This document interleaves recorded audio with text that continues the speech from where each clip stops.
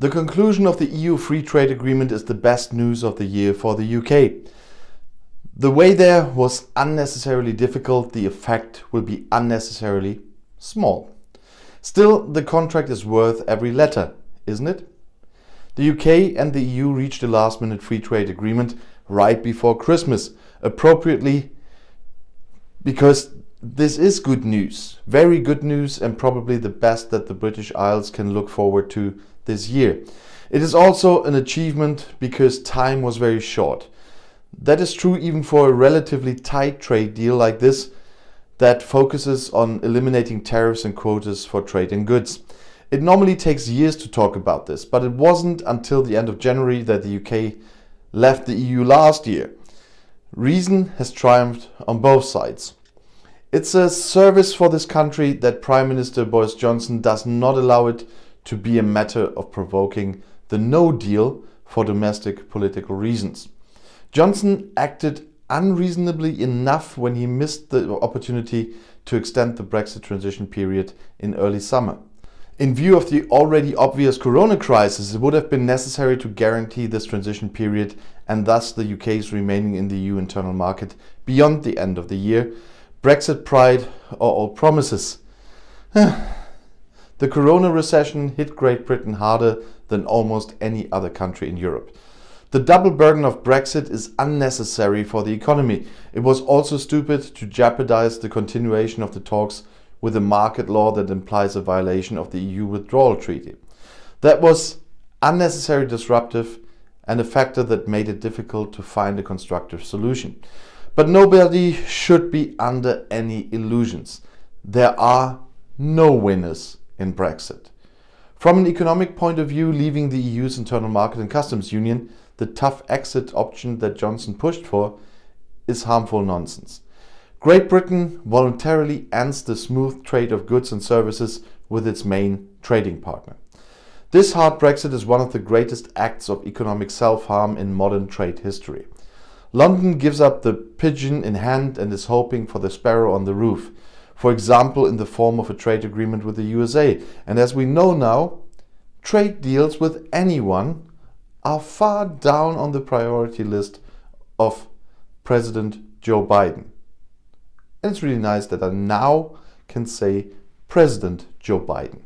It is the right of people to democratically decide on loss of prosperity if it gives higher weight to other things. For example, more self-determination and freedom of choice, or at least the belief that this will be achieved. But the referendum in June 2016 was distorted. The Brexiteers promised the British that smooth access to the EU market would remain unchanged. And for everyone denying that, just watch the videos of that time. That was either a lie or wishful thinking, and in any case unrealistic, because only membership in the customs union and internal market can fulfill this promise. This membership is not compatible with the populist goal of taking back control. A slim majority of the British followed the sound of the sirens. That has already demanded a price in the form of lost prosperity, and it will continue to do so. The free trade agreement is just damage limitation. The limitation will be small and the damage will be great. Although there are no customs duties in the trade in goods, companies have to deal with non-tariff barriers, even if Johnson still hasn't said that this will be, but okay. And that means obligations to provide evidence as well as border and customs controls. The agreement does not help at all for services, which account for almost half of UK exports to the EU. But let's do a small recap. What happened and what's next? Brexit is a reality. Great Britain finally completed its exit from the European Union at midnight on December 31st. After the 11-month transition phase since leaving the EU, membership in the EU internal market and the customs union ended. At the turn of the year, the economic divorce was completed. At the last minute, there was an agreement for the British overseas territory of Gibraltar on New Year's Eve. The British Parliament had waved through the ratification and the law that was needed to do so, presented by Johnson within a few hours shortly before the turn of the year. Head of State Queen Elizabeth II approved the law with her royal assent on the Thursday night after that. On New Year's Eve, the contract was officially published in the EU's legal gazette. A spokesman for the German EU Council presidency announced that it could be applied provisionally from January 1st as planned. A no deal was averted just in time, he wrote on Twitter. On the EU side, there was not enough time for ratification in the European Parliament. That should not follow until spring. The EU and the UK reached an agreement on a Brexit trade agreement on December 24th after months of negotiations. This averted a harder economic break at the turn of the year at the last minute. The trade agreement is intended to regulate economic relations between the island and the continent since January 2021. Why was still being negotiated at that time? Because the UK has already formally left the EU at the end of January 2020. The separation agreement, which Boris Johnson's government concluded with Brussels at the end of 2019, provided for a transition period that did not end until January 1st. This period was intended to fix a commercial contract with which the future relationship should be regulated after the divorce. This has been the subject of a dispute for months with no tangible results until the agreement was finally reached on December 24th, just a few days before the end of the transition period.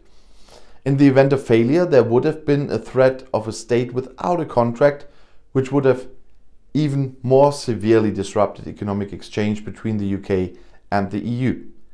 So it's 3 weeks ago now, so let's just ask ourselves again, what were the controversial points in the commercial contract? The EU had offered Great Britain a close trading partnership with unlimited duty-free movement of goods. As the price for such a free trade agreement, however, it demanded compliance with the environmental, social and subsidy rules applicable in the EU. That means equal condition of competition, or the famous level playing field. Great Britain, however, did not want the EU to dictate its future standards, but instead wanted to determine these things autonomously after Brexit. In addition, London saw the longer lever on the second point of contention: access for EU fishermen to the British fishing grounds. And what changed now with Brexit? Great Britain left the EU at the end of January after 47 years of membership. The Trade and Partnership Agreement, negotiated at the last minute, is now intended to avoid the hardest break. The most important point is that no customs duties and quantity restrictions apply in the trade in goods in the future. In addition, the almost 1250-page contract regulates many other topics, including fishing and cooperation in the fields of energy, transport, justice and the police. Despite the post-Brexit trade pact, there were major changes on both sides at the turn of the year. For citizens, the possibility of simply moving is over. Visa-free travel will be limited in time in the future. In the future, controls will be necessary at borders because standards have to be checked, including for agricultural products. Both on the English Channel and in government circles, however, after the final implementation of Brexit, it's not expected that there will be traffic chaos in the first days of January, and we have seen that. But the warehouses were full, and so we will have to see in the next weeks. Are there still critical voices? Headwinds from Scotland and Northern Ireland are coming to the Brexit treaty. Both the Scottish Parliament and the Northern Ireland Assembly rejected the treaty on December 30th. However, their votes had no impact on the legislative process in London. The voters in Scotland voted to remain in the EU in the 2016 Brexit referendum, and Scotland's First Minister Nicola Sturgeon is striving for independence from the UK. In surveys, a majority is in favour of detachment. Brexit is a main reason for this. What would have happened if the negotiations had failed? At the end of 2020, Great Britain also left the EU internal market and the customs union after the transition period, so there would definitely have been new trade barriers. But without an agreement, both sides would have had to raise tariffs. That would have made the goods more expensive, and processing at the border would have been even more difficult and time-consuming than it is now.